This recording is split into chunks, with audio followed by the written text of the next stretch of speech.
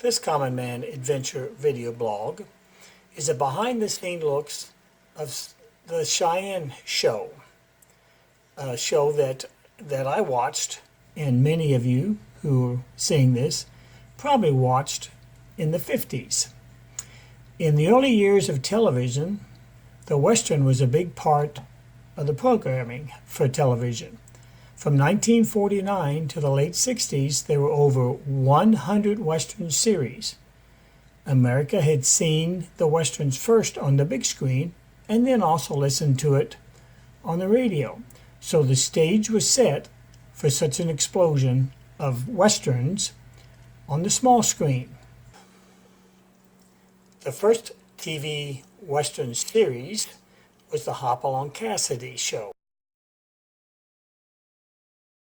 It began airing on June 24, 1949. That show was adapted from the very popular Hopalong Cassidy movie series, and it proved to be a successful formula for the television audience. Most of the Westerns on early television were geared towards children, so obviously most of them were primarily written for a children's audience. That focus for the TV Western remained until September 6, 1955, when the first Western written specifically for the adult audience premiered. That show was The Life and Legend of Wyatt Earp. 4 days later, the TV version of Gunsmoke premiered. And 2 weeks later, on 20 September 1955, came Cheyenne Show.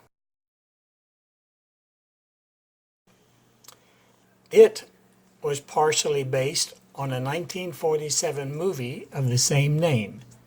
That Warner Brothers movie starred Dennis Morgan.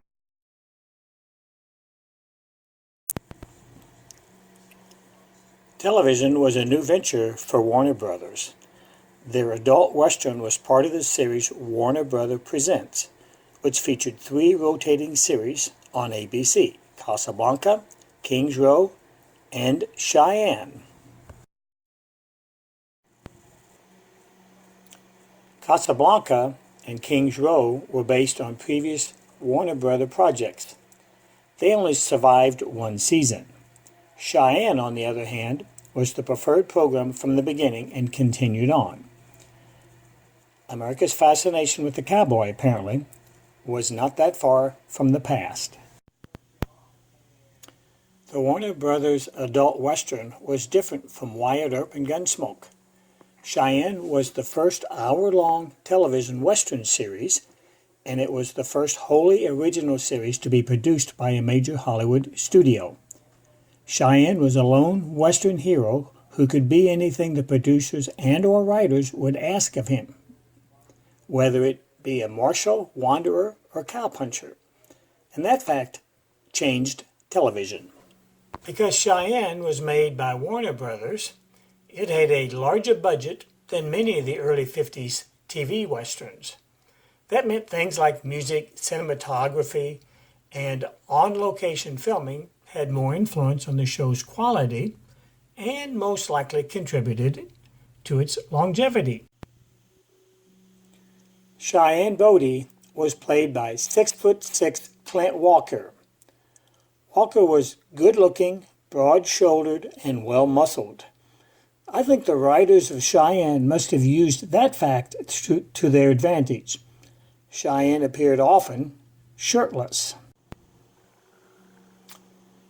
In the very first episode of Cheyenne, called Mountain Fortress, James Garner played Army Lieutenant Brad Forsyth.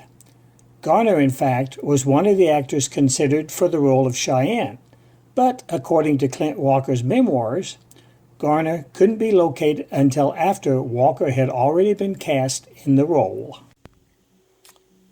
Cheyenne had a sidekick for a while. His name was Smitty, and he was played by L.Q. Jones. Smitty was witty and quite a talker. In the first episode, Smitty introduced Cheyenne to the bad guy and to the world when he said, "You must be new to these parts, mister. This here's Cheyenne." The critics complained that Cheyenne's show was too oriented to children. Smitty's wisecracking character was dropped in order to change Cheyenne's character into a loner and drifter. In 1958, Clint Walker briefly left the show in a contract dispute with Warner Brothers. Ty Harden was brought in during the dispute as Cheyenne's country cousin, Bronco Lane. Bronco became a spin-off of Cheyenne and at first alternated the time slot with another Western series called Sugarfoot, starring Will Hutchins. Bronco and Sugarfoot began alternating with Cheyenne in 1960 under the Cheyenne title. A year later, in 1961, Sugarfoot was dropped, leaving Cheyenne and Bronco to alternate. Cheyenne aired for 108 episodes from 1955 to 1962, and like many other TV shows, Cheyenne featured many well-known guests, and here are a few.